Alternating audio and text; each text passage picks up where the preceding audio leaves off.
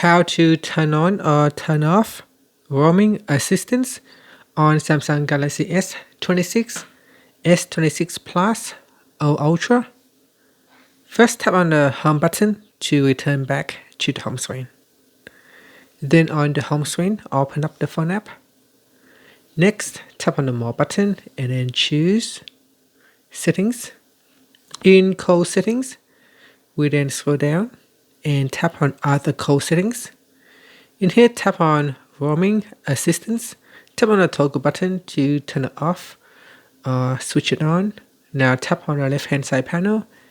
In here, you can choose Automatically Add Country or Region Code when calling contacts you have called before.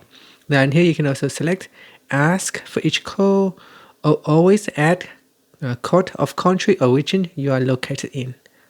And that's it. After that, tap on the back key or tap on the home button to go back to the home screen. Thank you for watching this video. If you find it helpful, please like and subscribe to my channel for more videos.